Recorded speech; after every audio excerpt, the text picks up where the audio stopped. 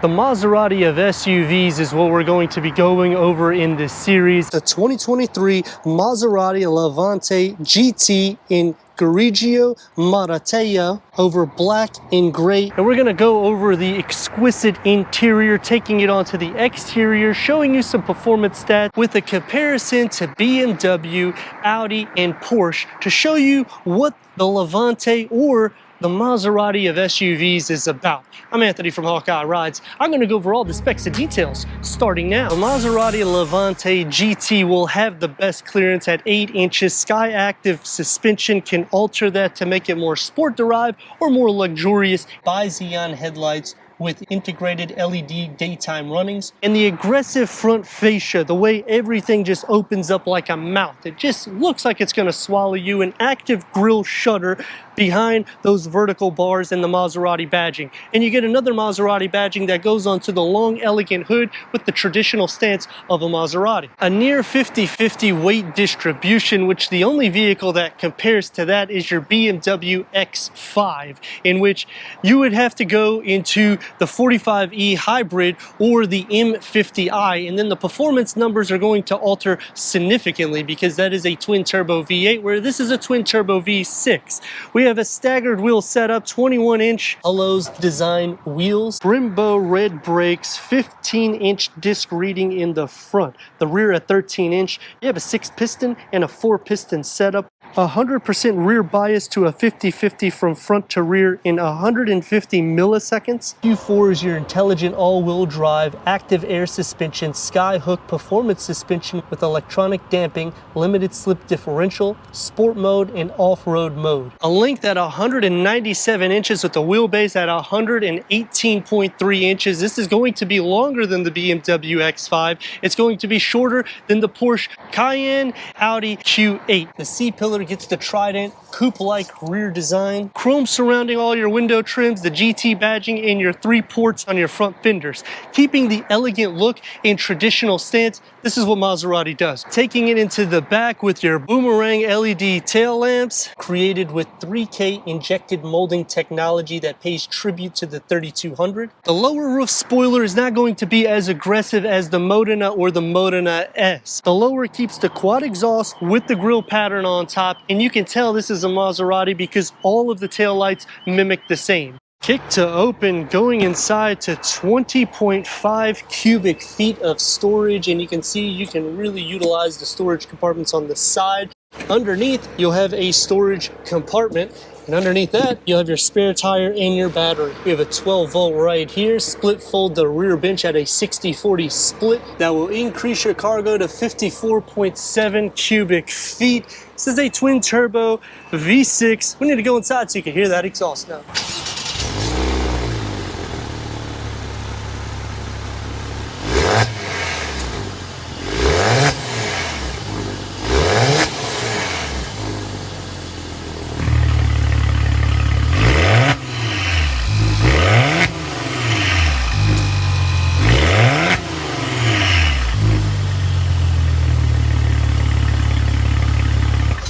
You get an exhaust note out of the twin turbo V6. We have soft closed doors, edgeless windows, so you don't have to necessarily look any further of that coupe design because Maserati brings it to the table in their SUVs and they back the performance. A 3.0 liter V6 twin turbo producing 345 horsepower and 369 pound-feet of torque that's paired to an 8-speed ZF automatic transmission, achieving 16 to 22 mpgs with a 0 to 60 at 5.8 seconds, quarter mile around 15 seconds, and a top speed at 158 miles per hour. And what do these numbers mean? Well, this is not going to be the fastest variant, but going into the Maserati brand, you're looking for an exquisite vehicle that stands out of class. We got the coupe structure, so you have that sport back or the fast design. Let me know in the comments what you think about the 2023 Maserati Levante GT as we go inside, go over the tech, and take this for our drive. Inside the GT, not an issue because this thing has 8 inches of clearance, 40 inches of headroom, 44 inches of legroom, 12-way power seat adjustments with the contrast stitching, Maserati Trident badging in all the headrests, heated, ventilated. The dash gets the piano black and the satin aluminum, which are contrast stitching with the analog clock that's going to be in the center. 8.4-inch HD Touch MIA Maserati Intelligent Assistant. Click onto this so it is one large screen. We have the pinch, we got the swipe, click the home button. This will take you to your quick wedges that you can tailor here.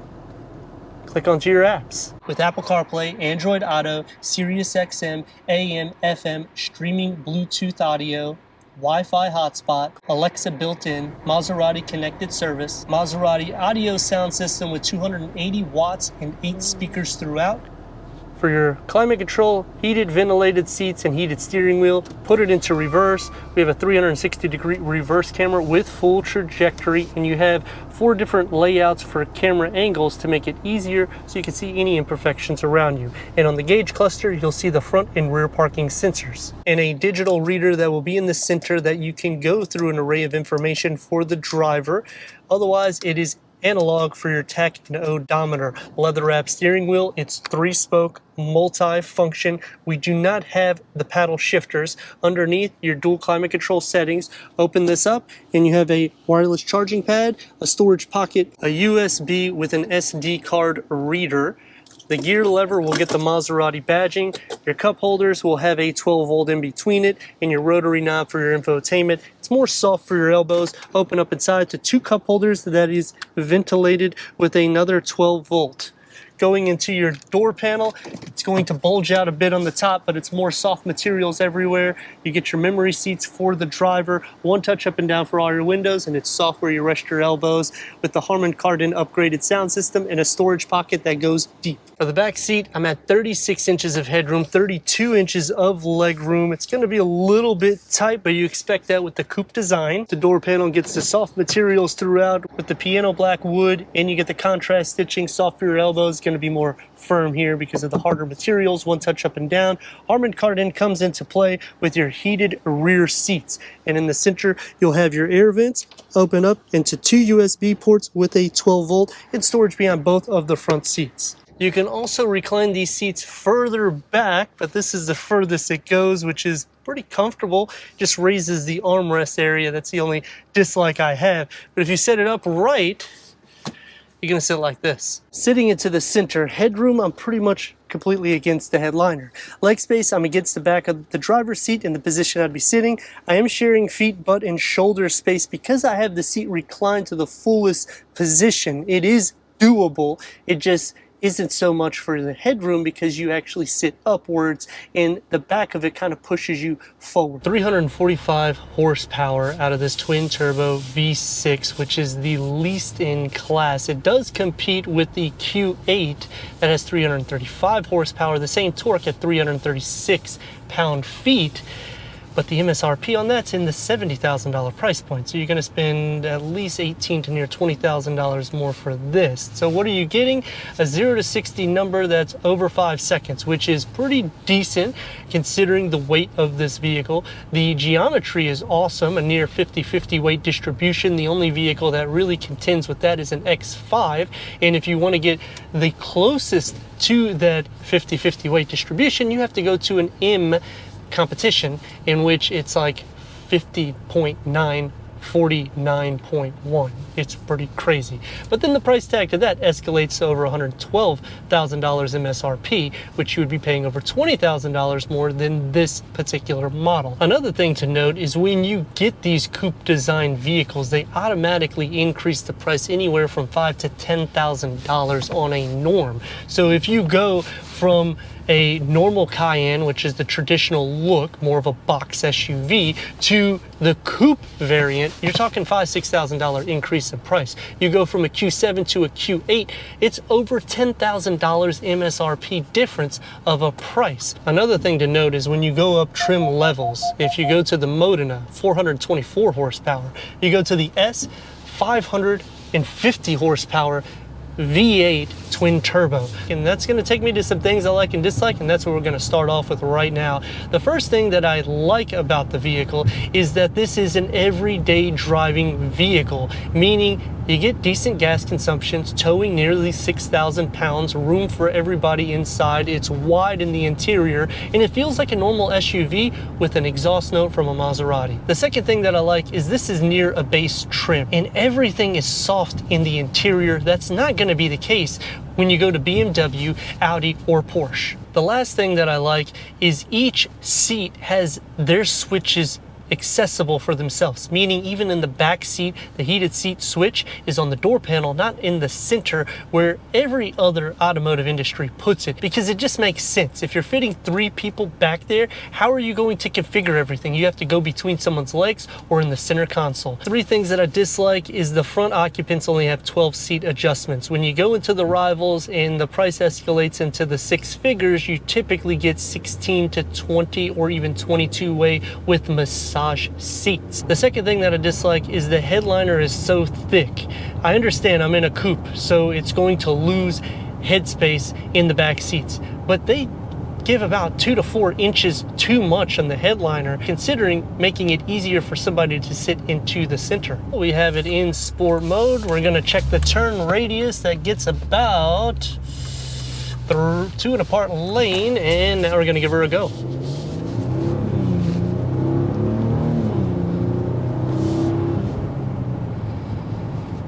That's going to take me to the last thing that I dislike. We don't have the paddle shifters. For a Maserati, I feel that that should be standard because I'm used to using paddle shifters in my own personal Maserati. And here, you don't get that. You have to use the actual gear lever to change gears, which is fine, but I just don't feel like it's as athletic whenever you're using that center. I'm engaged here. The paddle shifters are stationed and it feels very race oriented. Just something that I don't think that they should charge an extra fee for. It should just be standard. Going back to the rivals, this is definitely a great contender. The BMW X5, the 45e plug-in hybrid is awesome because you get 50 mpges, plus you get around 18 miles full electric. Now it is harder to get that full electric, I will say, because you push the pedal and then it will change into the combustion engine. It's also a touch shorter than this one. You can tow about the same as this one because as you go up the tiers with BMW, when you get into the M lines, you start losing towing capacity and payload, whereas with Maserati, it doesn't sacrifice in that. The exhaust note funnels in through this. This is going to be the most quiet variant comparing to all of the rivals. I would definitely option it with the paddle shifters, so then when I do things like this, I feel like I'm more engaged. Here we go.